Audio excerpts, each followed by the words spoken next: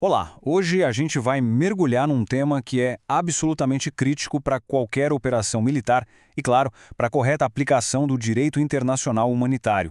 Vamos falar das regras que protegem os transportes sanitários, especificamente o que dizem os artigos 21 a 31 do Protocolo Adicional 1. E olha, entender essas normas não é só teoria, é um requisito fundamental para a legalidade e para o sucesso das missões no terreno. Ok, então qual vai ser o nosso caminho? A gente começa pelo princípio básico, a proteção fundamental. Depois, a gente desce para as especificidades do transporte por terra e mar. Em seguida, vamos para o ar, com as regras gerais, o que acontece nas zonas de combate e, para fechar, as proibições e os procedimentos que todo mundo precisa saber. Para a gente entender todo esse sistema, a gente precisa começar pelo conceito-chave, a peça que sustenta tudo, a própria definição de transporte sanitário.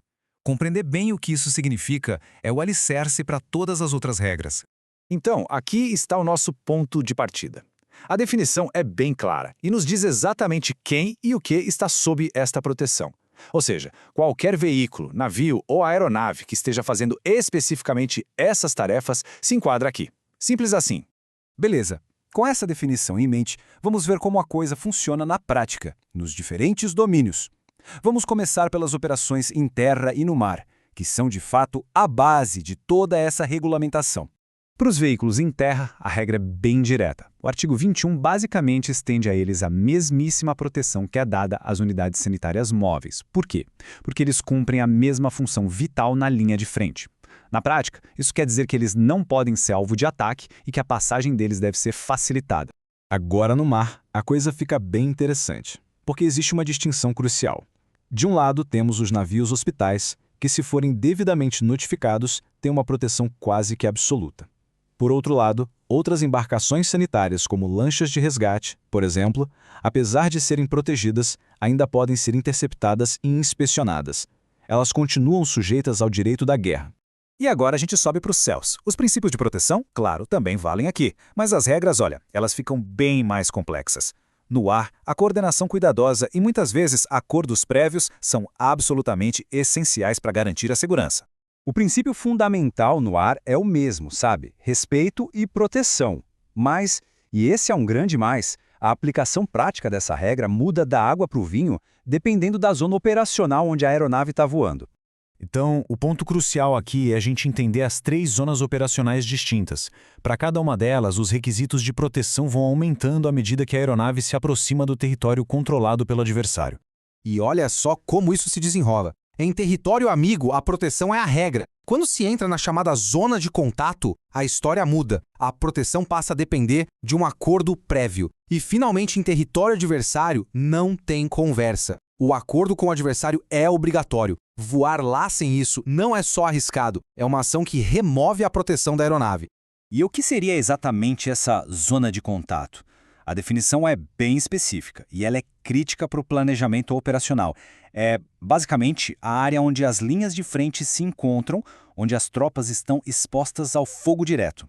É ali que as regras do jogo mudam de verdade.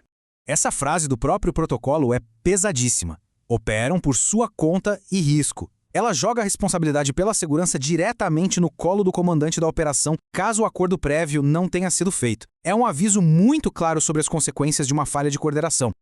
Ok, para manter esse status de proteção, as aeronaves sanitárias precisam seguir regras de conduta extremamente rígidas.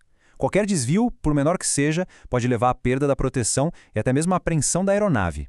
E essas restrições não são negociáveis. A missão tem que ser estritamente humanitária. Usar uma aeronave sanitária para espionagem ou para servir de escudo para uma posição militar, nem pensar.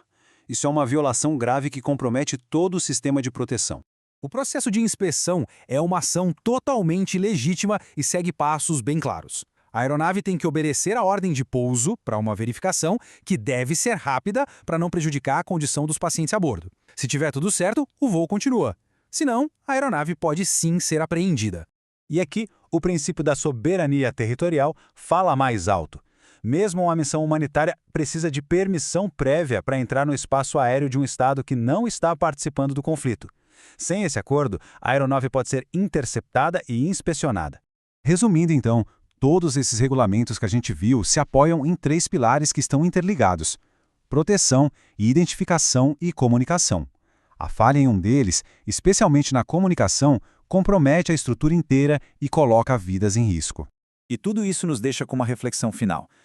Na prática, no calor do conflito, como é que se equilibra a suspeita tática, que é natural, com o imperativo humanitário, que é uma obrigação legal? É encontrar esse equilíbrio, sob pressão, que representa o verdadeiro desafio para os comandantes em todos os níveis.